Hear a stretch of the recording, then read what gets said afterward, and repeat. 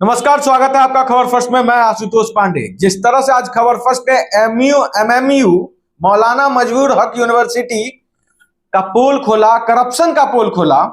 ये करप्शन का पोल खुलने के पीछे जिस शख्स का हाथ था, जिस शख्स ने सबसे पहले इस बात को समझा और उजागर किया, वो शख्स आज हमारे साथ मौजूद है। सबसे पहले स्वागत है आपका खबर फर्स्ट में, सतीश शर्मा जी।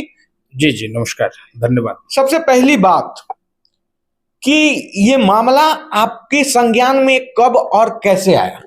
देखिए, ये मामला जो है भ्रष्टाचार पर आपके बहुत सारे एपिसोड में हम बात किए हैं और उस एपिसोड में यह मामला 5वां महीना में मेरे पास आया था।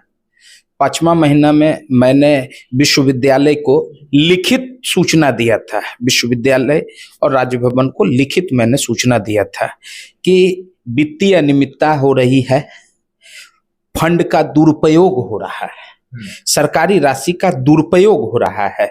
ये इसकी सूचना हमने 5वें महीने में ही दे दिया था। 23/5 में मैंने यूनिवर्सिटी राज्य भवन को भी के संज्ञान में भी लाया था, परिवाद पत्र दायर करने के मामले में, और आज भी जो है, और आज वह बात खुल करके सामने आता जा रहा है। जी हाँ, आज जिस तरह से आप कह सकते हैं कि एमएमयू के फाइनेंशियल ऑफिसर का भ्रष्टाचार का जो पर्दाफाश हुआ, आप सबसे पहले देखें कि एमएमयू के रजिस्ट्रार के द्वारा किस तरह से फाइनेंशियल एडवाइजर और फाइनेंशियल ऑफिसर के मिलीभगत से 6 कहा जाए तो 6 चेक इनलीगल तरीका से पास कराया गया, फंड रिलीज कराया गया। किस तरह से रजिस्ट्रार बोलते हैं। देखिए, भुगतान से पहले कुलाधिपति का अनुमोदन प्राप्त कर लिया जाए, बस फाइल का मत कीजिए। यानी सीधा पढ़ सकते हैं ना, बिल्कुल पढ़ लीजिए। सामने लिखा है, देखिए एफए का सिग्नेचर है, वहाँ एफए का सिग्नेचर है जो फाइनेंशियल एडवाइजर है कि नहीं हम नहीं किए तो ये कोई गलत है, उसका गलत सिग्नेचर है। हमारा कर्मी फिक्स कर दिया। कहाँ है ये पंकज? एफएस का रहा है कि नहीं हम किए हैं। अरे भाई, ये देखिए ना, ये देखिए एफए का सिग्नेचर ही है, सुनील कुमार सिन्हा का। भुगतान से पहले कुलाधिपति का अनुमोदन प्राप्त कर लिया जाए। इन्होंने कुलपति को लिखा, कुलपति ने अप्रूव किया, फिर इन्होंने हमको कुल सचिव को दे दिया। अब हम नीचे से लिखवा के लेटर बनवा रहे हैं और भेज रहे हैं कुलाधिपति के पास। एक और आरोप लगा है सर कि जहां 2 लोगों का होना चाहिए था साइन, फाइनेंशियल एडवाइजर ने तीसरा वहां पे एंट्री कर लिया है। ये कैसे हो गया? इसके खिलाफ हमने उनके अगेंस्ट आईपीसी धारा के अंदर केस करने की इजाजत मांगी है राज्यपाल से। कहीं ना कहीं गलत है, गलत है, ये नहीं होना चाहिए, नहीं होना कौन चाहिए। किया? एफओ और एफए ने कुछ बेयरर चेक पे साइन करके पैसा निकाला है सरकारी, जो कि नहीं होना चाहिए। इसलिए हमने राज्यपाल सचिवालय को लिख दिया है कि इनके खिलाफ कंप्लेंट केस आईपीसी और प्रिवेंशन ऑफ करप्शन एक्ट के अंदर हमें इजाजत दी जाए। कितना पैसा निकाला गया है सर? 6 चेक टोटल साइन हुआ है। कितने का चेक? अब इतना हमें आइडिया नहीं है। सर कितना पैसा निकला है? करीब आपको 1 लाख के करीब है। 6 चेक से 1 लाख कि एक चेक से 1 लाख? 6 लाख, एक पूरे 6 चेक से 1 लाख। 1 लाख निकाला गया है। तो कहीं ना कहीं गलती आप मानते हैं सर? बिल्कुल गलत है, हमारे नजर में तो बिल्कुल एक्ट एंड स्टैट्यूट के खिलाफ है। ये एक्ट के खिलाफ है बिल्कुल। क्या सजा होना चाहिए ऐसे कुलपति और एफओ का? अब वो तो हाई कोर्ट और कोर्ट डिसाइड करेगी क्या सजा होनी चाहिए। कितने दिन पहले पेमेंट निकला है? ये पेमेंट अलग अलग टाइम पे निकला है। कितने लमसम कितने दिन हो गए? विद इन लास्ट एक डे से 1 से 1.5 महीने के अंदर निकला। 1.5 महीना में सर आप एफआईआर क्यों नहीं किया? इसलिए कि हम बिना राज्यपाल सचिवालय की अनुमति के नहीं कर सकते।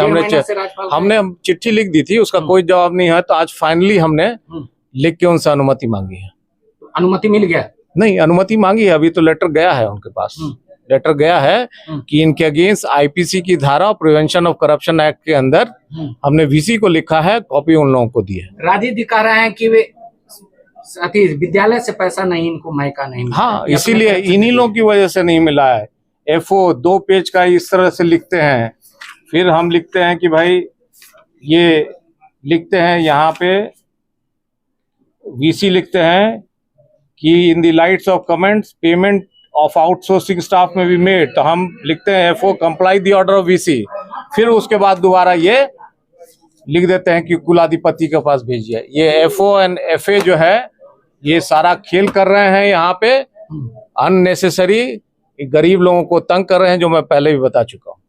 आपने रजिस्ट्रार की अभी बाइट सुनी होगी, जिसमें रजिस्ट्रार साफ तौर पे कर रहे हैं कि ये जो करप्शन का लेवल है ये कहीं ना कहीं अफसरों से, जो फाइनेंशियल एडवाइजर हैं, एफए जिसको कहा जाता है, यूनिवर्सिटी में जो आप जाइएगा ना तो एफए एफओ कहता है लोग जी, तो उन लोगों के मिली भगत से 6 चेक असाइन कर दिया जाता है, 6 चेक से वो पैसा निकाल लेते हैं बिना रजिस्ट्रार के सहमति के, बिना वीसी के जानकारी के।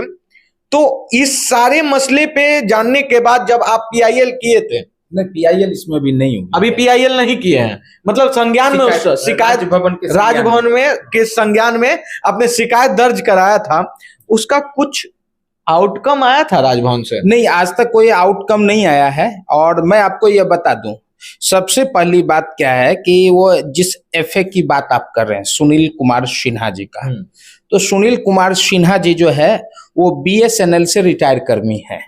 बीएसएनएल में लेवल 12 के कर्मी से वो रिटायर किए हैं। पहली बात, मैं एक एक कर करके दर परत आपकी बात को बता रहा हूँ। लेवल 12 से वो रिटायर किए हैं और लेवल 14 में वो विश्वविद्यालय में ज्वाइन किए हैं। अच्छा, मौलाना मजूर हक विश्वविद्यालय में। अब आप हमको एक बात बताइए, जो आदमी लेवल 12 में रिटायर कर गया, रिटायरमेंट के बाद उससे अपर लेवल यानी कि 14 में, लेवल 14 में उसकी नियुक्ति कैसे हो सकती है? आप हमको एक बात बताइए, ऐसे कर्मी के चलते बीएसएनएल का लुटिया डूब गया, ऐसे कर्मी के चलते बीएसएनएल का जब लुटिया डूब गया तो विश्वविद्यालय का लुटिया डुबाने में कौन सा कसर ये छोड़ेगा यह शख्स? कहाँ जा रहे हैं सर? जा रहे हैं। कहाँ जा रहे हैं? जवाब दीजिए ना पहले। नहीं जवाब देंगे ना। काहे नहीं दीजिएगा जवाब? इतना लोग को खटा रहे हैं, आपको अगस्त तक का सैलरी मिल रहा है और इन लोग को नहीं दीजिएगा। रजिस्ट्रार आपको अगस्त तक का सैलरी दिया कि नहीं दिया, हमको ये बताइए। वो रजिस्ट्रार आपको दिया कि नहीं अगस्त तक का सैलरी? अगर नहीं तबीयत तो आपकी ऐसे भी मेरे सवाल से खराब होगी, क्योंकि सवाल ही रहा, कहा जाता है सच कड़वा होता है तो कड़वा दवाई भी होता है सर। आपको इसी सच के कड़वे दवाई से आपको इलाज हो जाएगा। तबीयत में क्या खराबी है? क्या खराबी है बताइए। नहीं तबीयत, देखिए सीधा सवाल पूछा जा कि जब रजिस्ट्रार आपको अगस्त तक का दे सकता है तो इन कर्मियों को क्यों नहीं? ये काम नहीं करते हैं क्या? वो पीआरओ से पूछे। पीआरओ आपसे क्या पूछे? आपसे क्या पूछे? आपको हम अब बताते हैं, 2 करोड़ रुपया का लॉस विश्वविद्यालय को लगने वाला है। आपको हम बताते हैं, जेएम पोर्टल का जो रूल है, जो निहित मापदंड है, उसका वायलेशन है, विश्वविद्यालय परिनियम का वायलेशन है, वित्तीय एक्ट जो हमारा बिहार सरकार का, उसका वायलेशन है। आखिर एफओ एफए की नियुक्ति क्यों की जाती है?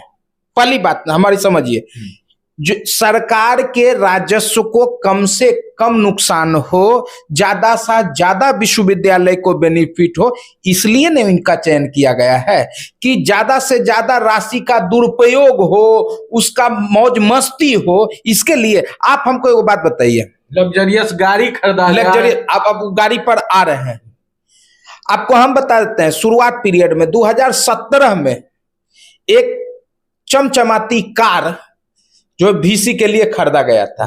पटना का जो मौलाना मजूर हक के वीसी होते हैं, उनका गाड़ी बहुत ज्यादा चलता उलता नहीं है, घर से ऑफिस, ऑफिस से घर। अभी जब नया कुलपति आए तो 25.5 लाख का इनोवा क्रिस्टा कार खरीदाया। पहली बात मैं बता रहा हूं। दूसरी बात, वो ब्रेजा की गाड़ी का जो आप लोग के आए दिन हम सोशल मीडिया पर देख रहे थे, उसका भी मैंने 5वां महीना में रिपोर्ट किया था।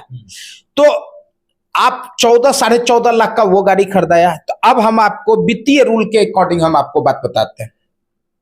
जब कोई गाड़ी खरीदी गई है तो वित्त विभाग का एक रूल है, एक चिट्ठी निकाली गई है कि आपको माननीय न्यायाधीश उच्च न्यायालय के और उनके समकक्ष, जैसे मुख्य सचिव हो गए, अपर मुख्य सचिव हो गए, या ऐसे ऐसे पदाधिकारी के स्तर का मैक्सिमम 23 लाख रुपया तक गाड़ी खरीदना है।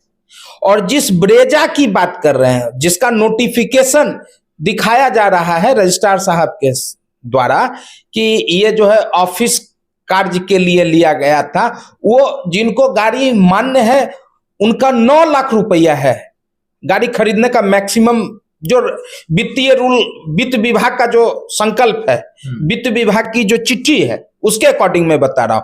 तो आप हमको बताइए कि जो 9 लाख रुपये का जो कार जिसको चढ़ना था, उस 14.5 लाख का कार ले रहा है, जिसको 23 लाख तक लेना था वो 25 लाख का ले रहा है। तो ये लॉस किसका है? ये लॉस किसका है? विश्वविद्यालय का है, विश्वविद्यालय का, गवर्नमेंट का है। आपका हमारा टैक्स का पैसा का बंदरबाट हो रहा है। आपको यह बुझा रहा है कि इसको वित्तीय व्यवस्था को सुदृढ़ करने के लिए रखा गया है या वित्तीय व्यवस्था को बिगाड़ने के लिए रखा गया? अब ये तो हुई गाड़ी की बात। एक गार्ड, बंदूकधारी इनके सुरक्षा में रहता है, जिस पर लगभग 40,000 रुपया खर्चा है। वह गाड़ी जो ब्रेजा सनरूफ गाड़ी है, अच्छा, वो सनरूफ गाड़ी का विश्वविद्यालय में क्या काम है? मैरीन ड्राइव पर घूमने का है कि उसको भौकाल दिखाने का है? और एक गार्ड लेकर के बिहार के कोई भी विश्वविद्यालय में एफओ और एफए को सरकारी वाहन नहीं दिया जाता है। यहां किस हैसियत से इनको दिया गया? क्यों नहीं वीसी और एफए और एफओ का गठजोड़ इसमें साबित किया जाएगा?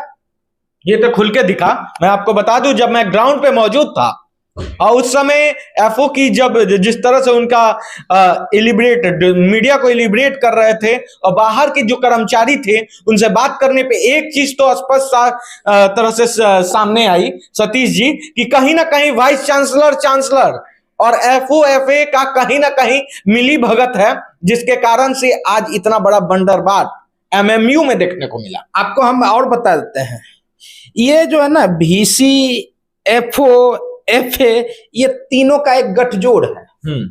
वह गठजोड़ ये साजिश के तहत विश्वविद्यालय का पैसा कितना लूटा जाएगा वो एक षड्यंत्र बनाते हैं। चूंकि बीएसएनएल में तो षड्यंत्र करने का था, नौकरी तो किए नहीं, नौकरी करते तो बीएसएनएल की स्थिति तो वैसी होती नहीं दयनीय है। तो कहने का मतलब वो गठजोड़ कर करके कैसे अपना घर भरे, यानी कि कैसे हमको निजी आय हमको मिले, यानी कि इनको पेंशन से बीएसएनएल के द्वारा जो दिया जा रहा है और जो विश्वविद्यालय से ले रहे हैं अभी वेतन, उससे इनको कोई उतना फर्क नहीं बुझाता है। अवैध आय करने के लिए एक से एक षड्यंत्र इन लोग रचते रहते हैं। अच्छा ठीक है, एक चीज तो समझ में आ गया कि इन लोगों के द्वारा कहीं ना कहीं सरकारी पैसा, हमारे टैक्स के पैसे का दुरुपयोग किया गया और साथ ही साथ वहां पे जो काम कर रहे कर्मचारियों के साथ भी इन्होंने जो अन्याय किया है, इसका पर्दाफाश खबर फर्स्ट ने आपके सामने किया है। अगर आप उस वीडियो को नहीं देखे हैं तो ये लिंक बटन पे जाएं, डिस्क्रिप्शन पे जाएं, हम उसे मेंशन कर देंगे। सबसे पहला सवाल, क्या इतना अन्याय करने के बाद, इतनी गलती करने के बाद कानून में कोई रास्ता नहीं है कि वीसी और चांसलर को ये एफए जो है उस पर कार्रवाई की जा सके? बिल्कुल प्रावधान है, 100% प्रावधान है। नियत अगर साफ होगी तो नीति सबके लिए बना हुआ है। भारतीय संविधान में सारे लोगों को समान मौलिक अधिकार है। तो जब भारतीय संविधान में मौलिक अधिकार है तो यहाँ काम करने की नीति चाहिए, नियत चाहिए। नीति तैयार है, नियत चाहिए काम करने का, और वह उस जैसे लोगों के अति में नहीं हो सकता है। हम तो महामहिम से अनुरोध करते हैं आपके चैनल के माध्यम से कि उसकी जांच करा लिया जाए। जांच कराने पर जो भी दोषी हैं उनके ऊपर प्राथमिकी दर्ज किया जाए। आईपीसी की धारा के तहत जो है 420, 120 में एफआईआर दर्ज करें। प्रिवेंशन ऑफ करप्शन एक्ट के तहत जो है उसको उस पर एफआईआर दर्ज किया जाए। क्यों सरकारी राशि का दुरुपयोग करेगा कोई? आपके हमारे टैक्स का पैसा, किसी के जागीर की वो पैसा नहीं है। अच्छा ठीक है, और एक सवाल है कि जो अभी जो कर्मचारी हैं जो वहां पे काम कर रहे हैं, उनके पैसा 3 महीना से यूनिवर्सिटी पैसा नहीं दे पा रही है। नहीं देने का कारण एफओ के पास नहीं था, फाइनेंशियल ऑफिसर के पास नहीं था। जब मैंने सवाल सीधे तौर पे पूछा, उस समय उनके पास यही जवाब था कि आप जाके किसी और से पूछे, मेरा सवाल है, और फाइनेंस हमको समझाने लगे। सवाल उठता है कि ऐसे में वो कर्मचारी क्या कर सकते हैं? अगर उनको पैसा नहीं मिलता है तब क्या दांव पेच है कानूनी, वो प्रक्रिया समझाएं। और क्या सतीश मिश्रा उनके साथ हैं? क्या आप फ्री में सभी कर्मचारियों को साथ में लेकर उनको हक दिलाएंगे? एकदम एकदम। मैं आपके चैनल के माध्यम से बोल रहा हूं, वहां जितने भी कर्मी हैं जिनको वेतन नहीं मिल रहा है, वो वेतन के लिए हम लोग पुरजोर तरीके से ग्राउंड से लेकर के न्यायालय तक की लड़ाई हम लड़ने के लिए तैयार हैं। जमीन से लेकर के न्यायालय तक संवैधानिक तरीके से मैं उनके साथ हूं, और जहां भी मेरी जरूरत पड़ेगी मैं उनके साथ रहूंगा। और रह गई बात जहां तक पेमेंट नहीं देने का, पेमेंट नहीं देने के पीछे तो आप समझ ही सकते हैं, अपना लग्जरी में कोई दिक्कत नहीं है। जिस बॉडीगार्ड को साथ में लेकर के चल रहे हैं, जिस ड्राइवर को साथ में लेके चल रहे हैं, वही 4 महीना से भूखा है, मतलब उसको सैलरी नहीं मिली है। तो ये तो थोड़ा सा सोचना भी चाहिए ना उन लोग को। नैतिकता का भी तो पतन हो चुका है ना। ऐसा तो कई यूनिवर्सिटी में, देखिए खबर फर्स्ट अब स्टार्ट कर दिया यूनिवर्सिटी की रेलाई। अब हर यूनिवर्सिटी की रेलाई निश्चित है। वो इसलिए क्योंकि एमएमयू की तरह कई ऐसे और भी यूनिवर्सिटी है जिनकी शिकायत हमारे पास आ रहे हैं। संभल जाइए यूनिवर्सिटी वालों, अगर आप नहीं संभले तो खबर फर्स्ट के कैमरे से बचेंगे नहीं। सबसे पहली बात है, क्या ये सच में एमएमयू का है या फिर और भी कई यूनिवर्सिटी है जो इस तरह के मामले में संलग्न है? देखिए, भ्रष्टाचार के मामले में लगभग सभी यूनिवर्सिटी सम्मिलित है। एक एक कर उसका पोल खोला जाएगा। आज इस यूनिवर्सिटी, कल कोई दूसरी यूनिवर्सिटी। खबर फर्स्ट का जो है असर भी दिखता है। आर्यभट्ट का आपने देखा है, दीपांकर श्रीज्ञान आउट हो चुके विश्वविद्यालय से, उनकी नौकरी चली गई, डिसमिस हुए। तो ये सब आप ही लोग का खबर फर्स्ट ने ही आर्यभट्ट का वो न्यूज चलाया था, जिसके बाद वही सतीश जी हैं जिनके पीआईएल का असर हुआ, खबर फर्स्ट का न्यूज का असर हुआ कि आज वो कहां चले गए, थोड़ा बता दें। अब तो वो यूनिवर्सिटी से डिसमिस हो चुके हैं। डिसमिस हो चुके हैं। और भी लोग हैं डिसमिस होने की कगार पर। लेकिन भ्रष्टाचारी के खिलाफ जो मुहिम मेरी है, वो मुहिम जारी रहेगी।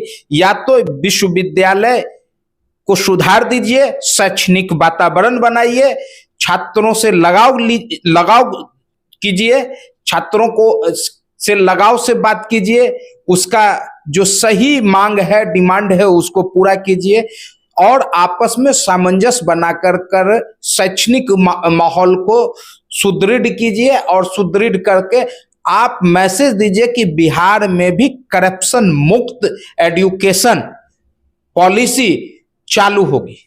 मैं इसी बात पे बिहार के सभी स्टूडेंट को कहूंगा, वो सभी यूनिवर्सिटी में पढ़ने वाले स्टूडेंट, अब आपकी हक की लड़ाई खबर फर्स्ट और सतीश जी दोनों मिलकर लड़ेंगे। आपको सिर्फ यही करना है कि अपने हक के लिए कम से कम अपने मोबाइल को उठाएं, सब्सक्राइब करें खबर फर्स्ट, और जो भी प्रॉब्लम हो सीधे खबर फर्स्ट को बताएं। हम आपसे वादा करते हैं कि आपके भविष्य के साथ यूनिवर्सिटी को खिलवाड़ नहीं करने देंगे। ऐसे ही तमाम बड़ी खबरों के लिए बने रहें खबर फर्स्ट के साथ।